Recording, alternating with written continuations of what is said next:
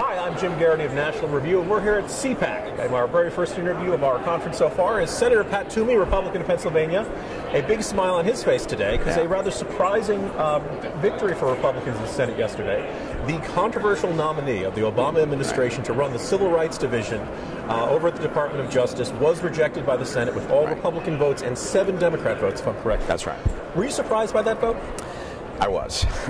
I've been working hard on this for months now.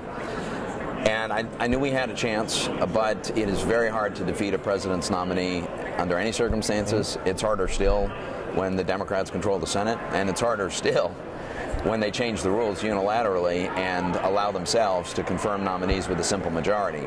So I knew it certainly wouldn't be enough to hold all the Republicans. We had to peel off at least 6 Democrats.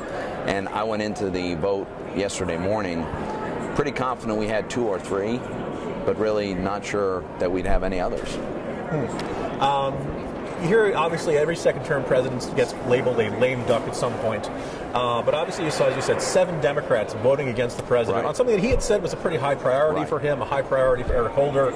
I think he used the term travesty when he talked about the vote afterwards. What does it say that 7 Democrats voted against him? And is this looking towards a long, nearly 3 years left for the president if even, Senate Democrats aren't afraid of him anymore? I think what it says is that the president just went way outside the political mainstream with this election. It was a radical choice.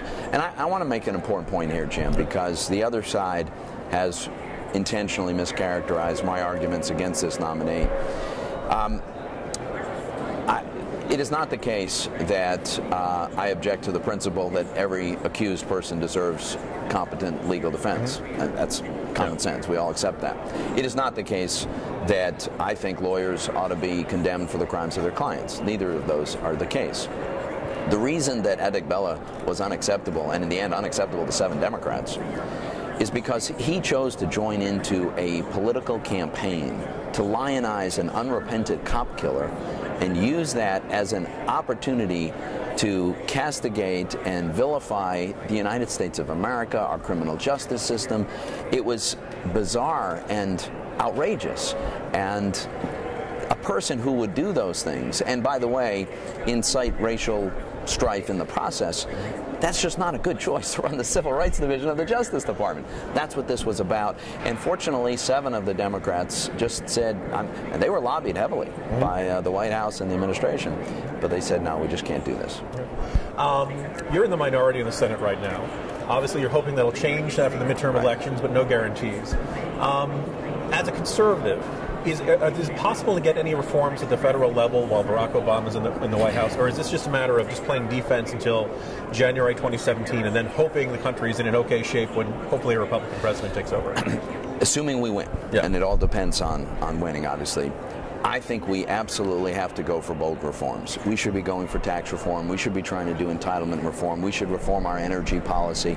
We certainly should go after Obamacare and health care reform.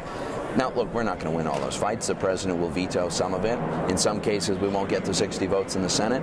But we absolutely should articulate a clear alternative vision of how people's lives get better when this gigantic, incompetent government is smaller and they are freer. But we've got to make that case. I think the president may decide, well, we don't know, but he may very well decide that he can't fight us on everything, and we may be able to get some things actually accomplished. You earlier this year brought up I guess it was last year, brought up a gun control proposal with Senator Joe Manchin. Some folks in the Second Amendment community were not fans of that, if we could safely say. I know you've spoken to gun groups since then, trying to explain why you did it. How have gun owners in Pennsylvania reacted to you since then? Is it the hatchet's buried and everybody's feeling good again? Or first, just a small thing, if you don't mind, I do have to take up. I object to the use of the term gun control because I don't think a background check is. And of course, I am a passionate supporter of the Second Amendment. I'm a gun owner. I have had a historical A rating from the NRA, and I voted against every single amendment, of which there were many, that would have restricted the rights of law-abiding citizens. I don't think a background check fits into that category. Some of my friends who are strong Second Amendment supporters disagree with me. Some agree with me. So it's divided. I think most of the folks who feel strongly about that realize that we agree on far more than we disagree, and so on this, we've agreed to disagree. Okay. Senator Toomey, thanks very much for joining us. Jim, thanks for having me. Great to see you.